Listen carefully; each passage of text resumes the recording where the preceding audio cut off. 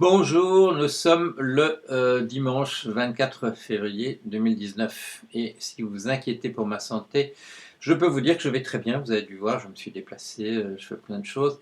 Mais pourquoi vous inquiéteriez-vous? Eh bien parce que ça fait presque une semaine que je ne vous ai pas parlé de Donald Trump. Alors, une explication tout de suite. Pourquoi est-ce que je ne vous en ai pas parlé? Eh bien parce qu'il est question essentiellement du rapport de la commission Mueller. On entend dire que M. Robert Mueller, à la tête du Special Counsel, à la tête d'une commission spéciale, pourrait être prêt à déposer ses conclusions. Qu'est-ce qui fait croire ça? Un certain nombre de gens qui le disent. On aurait vu des gens de sa commission déplacer des cartons. On aurait entendu parler que certains d'entre eux auraient contacté leur ancien patron pour voir s'ils pouvaient recommencer à travailler là-bas. Qu'est-ce que ça voudrait dire? Ça voudrait dire que M. Mueller va déposer ses conclusions auprès du nouveau ministre de la Justice, M. William Barr, qui a été désigné récemment et surtout est passé sous les fourches codines d'une audition au Sénat américain. Alors, c'est un vieux républicain, le Sénat est encore à majorité républicaine, donc il ne courait pas grand risque. C'est un ancien ministre de la Justice, il a été ministre de la Justice de M. Bush le père dans les années 1991 à 93. C'est un monsieur qui était, selon ses dires, en semi-retraite et qui a expliqué sur un ton extrêmement posé qu'il aurait préféré opérer la transition à la retraite plutôt que redevenir ministre de la Justice. C'est un monsieur qui a provoqué pas mal de colère du côté des démocrates au cours de son audition. C'est un monsieur qui m'apparaît à moi extrêmement posé. Il me semble avoir le sens de l'État, il me semble voilà, s'identifier au gouvernement d'une grande nation. Alors pourquoi cette divergence entre les démocrates et moi? Eh bien parce que M. Barr a rappelé que M. Mueller lui transmettrait un rapport succinct qui serait communiqué probablement à l'ensemble du public et qu'il y aurait en arrière-plan de ça, bien entendu, des choses plus complètes. Alors la question lui a été posée à plusieurs reprises par les démocrates. Vous engagez-vous à faire connaître l'ensemble du dossier, tout ce qui a été découvert? Et là, il a souligné que dans des rapports de ce type-là, il y a en général les raisons pour lesquelles on a inculpé quelqu'un. Il y a aussi les raisons pour lesquelles on n'a pas inculpé quelqu'un malgré des soupçons qui peuvent être sérieux. Et là, la politique du gouvernement, sous la forme du ministère de la Justice, est que si on n'a pas inquiété quelqu'un, eh bien, il ne serait pas juste, puisqu'on parle de justice, de faire connaître les soupçons et les soupçons qui n'ont pas conduit à une inculpation. Alors, qu'est-ce qui terrifie les démocrates là-dedans? C'est qu'on pourrait décider de ne pas inculper M. Trump et que du coup, toute l'information relative aux bonnes raisons pour lesquelles on aurait pu le faire ne soit pas là. En particulier parce qu'il est considéré comme part de la doctrine du ministère de la Justice en ce moment qu'on n'inculpe pas un président en exercice. Donc, si on n'inculpe pas Trump, pas principe, parce que c'est une sorte de doctrine, voilà, c'est un principe général. Et du coup, aucune des raisons pour lesquelles on pourrait l'inculper, s'il était inculpé, n'apparaîtrait. Ceci dit, nous savons déjà que M. Trump apparaît dans certains dossiers. Il est la personne mentionnée en filigrane, mais de manière extrêmement précise, comme une personne auquel M. Roger Stone, dès qu'il obtenait une information relative au hacking de la campagne démocrate durant les élections présidentielles, que ce monsieur Roger Stone communiquait immédiatement avec une personne très haut placée dans l'équipe de monsieur Trump, et dont tout le monde suppose qu'il s'agit de monsieur Trump lui-même. Et tout ça a été mentionné dans des documents officiels. Et par ailleurs, vous le savez, dans l'inculpation de M. Michael Cohen, qui a été très très longtemps l'avocat de M. Trump, il est question d'une personne, d'un individu numéro un, qui n'est pas inculpé, mais qui est la personne donnant les ordres qui conduisent à des infractions sur le financement des campagnes électorales. Vous me direz, ça n'a rien à voir avec la Russie. Effectivement, ça n'a rien à voir avec la Russie. Quand on a demandé à M. Michael Cohen qui était cette personne qui lui donnait les ordres, bon, il n'a pas hésité à dire que c'était le président. Par ailleurs, nous savons qu'il y a des tas de gens qui ont été inculpés, on nous a dit pour certains exactement, et puis il y a des gens comme M. Paul Manafort, qui a été directeur de campagne de Trump à une époque, qui a été inculpé pour des tas de choses et même condamné, des choses qui n'ont aucun rapport avec la Russie, mais tout le monde sait que c'est à l'incitation de la commission Mueller qu'il a été arrêté, c'est-à-dire qu'il y a des tas de choses sur M. Manafort justifiant le fait qu'on le traîne devant les tribunaux pour des crimes qui sont de l'ordre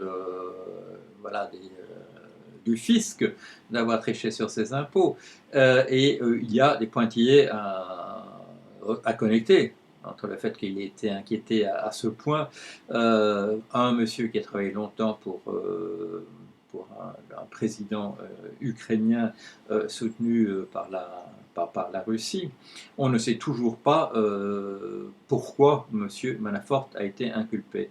On a eu des nouvelles, je crois que c'était, si j'ai bon souvenir, c'était hier, un communiqué de la commission Mueller disant que M. Manafort est un criminel, excusez-moi, est un criminel endurci. Ça, je crois que c'est essentiellement parce qu'il est question de monsieur Trump qui n'a pas arrêté, qui pourrait éventuellement accorder la grâce présidentielle à M. Manafort en disant que c'est un brave gars. Alors, il y a beaucoup de choses qu'on aimerait encore savoir. Il y a des choses que le nouveau ministre de la Justice nous dit qu'il ne dira probablement pas. Mais il y a encore autre chose.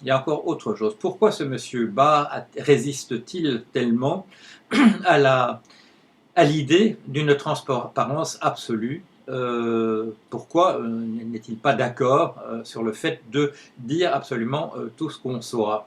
En particulier du fait qu'il y a un précédent récent, c'est le fait que les républicains avaient obtenu des informations extrêmement complètes sur les investigations, les recherches, l'enquête qui avait été faite sur le fait que Mme Clinton, quand elle était secrétaire d'État, ministre des Affaires étrangères, avait utilisé un serveur privé pour certaines de ses mails. Le précédent devrait faire qu'une transparence absolue existe aussi à ce niveau-là. Et quand M. Barr dit dans certaines des phrases qui répondent à des gens qui l'interrogent qu'il utilisera sa discrétion quant à ce qui devra être rendu public ou non, mais que sa décision sera inspirée par de grands principes, je crois qu'il faut, une fois de plus, il ne faut pas être docteur en Sorbonne pour comprendre ce qu'il entend dire là, qu'il entend protéger, c'est le service de l'État. Qu'il y aurait des choses qui pourraient être de l'ordre du secret d'État, des choses qu'on n'aimerait pas révéler, bien qu'elles seraient vraies. Et qu'est-ce qu'on pourrait ne pas révéler si vous avez écouté mes petites chroniques, si vous avez lu mes articles? Une chose qu'on aimerait peut-être ne pas révéler, c'est le fait que le président est un agent d'une puissance étrangère. Ça, là, fout mal. Ça, c'est pas bon pour la communication, pour n'importe quel pays. C'est rare quand c'est le cas, mais si c'était le cas, et les États-Unis sont une grande puissance, c'est encore la première grande puissance mondiale à l'heure qu'il est, ça ne présenterait pas bien de révéler que le président de l'État fédéral, depuis 2 ans, est quelqu'un qui a été placé là par une puissance étrangère. Donc, M. Barr pourrait avoir une bonne raison que l'affaire suive son cours, mais et qu'on se débarrasse quand même de M. Trump s'il est agent d'une puissance étrangère, mais qu'on le fasse de telle manière à ce que ce ne soit jamais dit officiellement. D'où toutes ces précautions sur le fait qu'il n'est pas bon pour un ministère de la Justice de laisser savoir pourquoi on avait des soupçons vis-à-vis de telle personne, mais que comme on n'a pas inculpé la personne, ben, c'est bon pour voilà, c'est mieux pour la nation qu'on ne dise pas exactement sur quoi les soupçons portaient, etc. C'est comme ça, en tout cas, que je l'entends. Qu'est-ce que ça voudrait dire? Ça voudrait qu'il est possible, il est possible que dans les jours qui viennent, on nous dise quelque chose qui n'est pas Monsieur Trump est un agent d'une puissance étrangère et qu'il faille, par rapport à tout le reste qui sera fait, qu'on en tire les conclusions.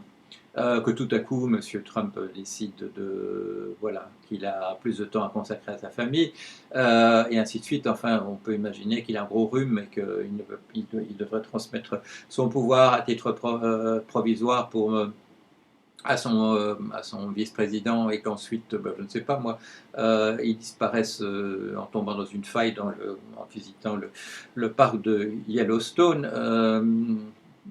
Vous voyez ce que je veux dire? Je pense en particulier à voilà, la manière. Ce qui me vient à l'esprit, c'est la manière dont un des rois des Belges a disparu un jour dans une expédition d'alpinisme et dont une personne digne de foi nous a expliqué un jour à des étudiants à 2 heures du matin qu'il connaissait une autre explication et qui a donné à ces étudiants une explication extrêmement précise de ce qui, selon lui, s'était passé à l'intérieur de sa propre famille et qui expliquerait, voilà, qui saurait exactement ce qui s'est passé. Et là, je crois que tous ces étudiants, on ne s'est pas vu récemment, mais je crois qu'on a tous été convaincus par cette histoire. Voilà. Je vais terminer par une interview qui a eu lieu. C'était il y a quelques jours, à l'occasion de la sortie d'un livre qui s'appelle The Threat, la menace, par monsieur Andrew McCabe, excusez-moi, qui a été le directeur du FBI brièvement à la démission, au moment où, non, pardon, où M. James Comey a été démis de ses fonctions par Trump, et dont il a dit à l'ambassadeur de Russie et au ministre de la Russie qui était en visite que c'était une bonne décision parce que on m'emmerdait avec cette histoire de Russie. Monsieur McCabe a été directeur du FBI dans les jours qui ont suivi. Il a lancé de fait l'enquête sur qui allait donner lieu à la nomination par M. Rod Rosenstein de la commission Mueller. Ce monsieur était interrogé à l'occasion de la sortie de son livre par Cooper Anderson, un grand journaliste de télévision de la CNN, et qui lui a dit en terminant l'interview: est-il possible que M. Trump soit un agent de la Russie? Et M. McCabe lui a répondu: oui, c'est une possibilité et nous espérons tous que la commission Mueller nous donnera des éclaircissements à ce sujet. Voilà, je termine là-dessus mon petit rapport. Je vous tiens bien sûr au courant de la suite.